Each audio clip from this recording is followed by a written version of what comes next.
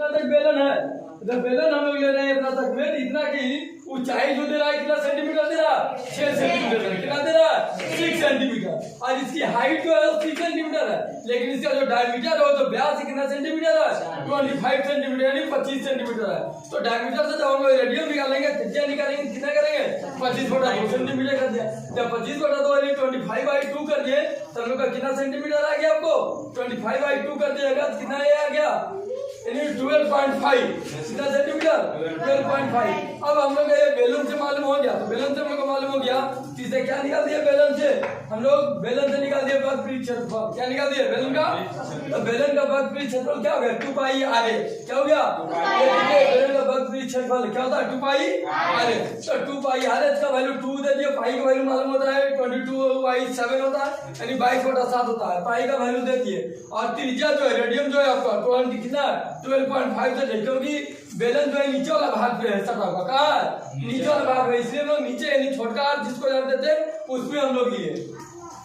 और एज जो है इसकी हाइट जो है कितना सेंटीमीटर है, 6 सेंटीमीटर। तो त्रिज्या हम लोग इसका 6 सेंटीमीटर डाल दिए। अब इसका वैल्यू जब हम कैलकुलेशन कर लिए कितना हो गया, 421.43 यानी कि 471.3 सेंटीमीटर इसकी त्रिज्या क्षेत्रफल निकल गया। अब ये क्षेत्रफल निकलने के बाद हम लोग इससे क्या निकाल दिए, तो इससे एक वृत्त भी मुझे निकल रहा है। क्या निकल रहा है, वृत्त निकल रहा है, जिसे सर्किल बोलते हैं। तो वृत्त निकलने के बाद क्या कर दिया, वृत्त के आधार का क्षेत्रफल कर दिए, वृत्त के आधार का। तो वृत्त के आधार का क्षेत्रफल क्या होता है, पाई आर स्क्वायर। क्या होता है, pi r square. Pi r square दे दिया, पाई का वैल्यू दे दिए और आर का वैल्यू दे दिए, तो पाई आर स्क्वायर मुझे मालूम हो गया।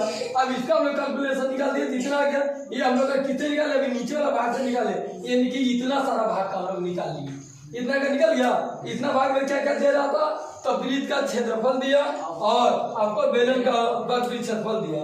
ठीक है, दोनों का हम लोग निकाल दिए। अब जब हम लोग इसका टोटल का करेंगे, किसका करेंगे, तो टोटल जो है आपका एक छिन्नक बना हुआ है। क्या बना हुआ, छिन्नक। तो इस छिन्नक में हम लोग एक ऊपरी भाग है, एक नीचे वाला भाग है, यानी कि इसमें डायमीटर जो मिलता है 2 मिलेगा। कितना मिलेगा, 2 मिलेगा। अब एक ऊपर का भाग का, एक नीचे का भाग का। तो इसके देखेंगे सबसे ऊपर वाला भाग का डायमीटर कितना सेंटीमीटर है, 45 सेंटीमीटर। कितना, 45 सेंटीमीटर है। जब इसके रेडियम करेंगे, त्रिज्या करेंगे, कितना हो जाएगा, 45/2 कर देगा। 45/2 कर देंगे तो 22.5 सेंटीमीटर यानी 22.5 सेंटीमीटर इसकी त्रिज्या हो गई। हाइट टोटल, अभी हमने हाइट क्या देखेंगे कि टोटल यहाँ से यहाँ तक हाइट, ये टोटल हाइट कितना सेंटीमीटर है, 40 सेंटीमीटर। कितना सेंटीमीटर, जबकि इससे पहले हम लोग ने निकाल चुके हैं, क्या निकाल चुके हैं, इससे हम लोग एक बेलन निकाल चुके हैं, सिलेंडर निकाल चुके हैं।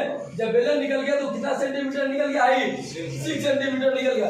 ये टोटल था आपका 40 सेंटीमीटर। अभी हम लोग 6 सेंटीमीटर का यूज कर लिए तो कितना सेंटीमीटर बच गया, 34 सेंटीमीटर बच गया। तो ये जो सिलेंडर है और जो छिन्नक का जो बाल्टी बच गया, बाल्टी की ऊंचाई कितना सेंटीमीटर हो गया, 34 सेंटीमीटर हो गया। इसको ऊपर से लगा व्यास 45 सेंटीमीटर था, त्रिज्या कर दिया 45/2 सेंटीमीटर हो गया। आगे ना, और इससे हम लोग निकालते हैं छिन्नक का वर्गपीठ क्षेत्रफल निकालते हैं, pi L into capital R plus small R, इसका फार्मूला होता है।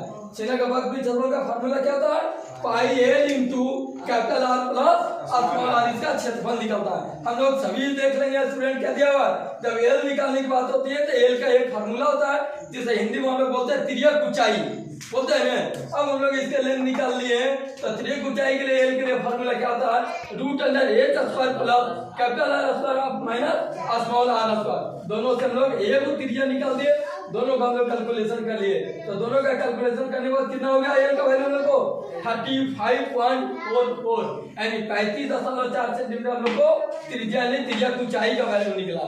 क्या निकला, तिर्यक ऊंचाई का वैल्यू कितना सेंटीमीटर आ गया, 35.4 सेंटीमीटर आ गया, 4। अब हम लोग छिन्नक का वर्गपीठ क्षेत्रफल निकालना है। तो छिन्नक का वर्गपीठ क्षेत्रफल का फार्मूला क्या होता है, pi L into R plus L. अब ये जब पूरा हम लोग वैल्यू इसका कैलकुलेशन बैठा लिए, पाई का वैल्यू डाल दिए, एल का वैल्यू डाल दिए, आर का वैल्यू डाल दिए। अब इससे वैल्यू में करिए कितना गया, 3008 398.4 यानी 3898.4 सेंटीमीटर आ गया। अब इसका कहता है ये कुल क्षेत्रफल कितना हुआ, यानी कि जब बाल्टी उठाए, क्या उठाए, बाल्टी, जब बाल्टी उठाए तो कहता है बाल्टी में इसका कुल क्षेत्रफल कितना लीटर इसमें पानी अट चुका है।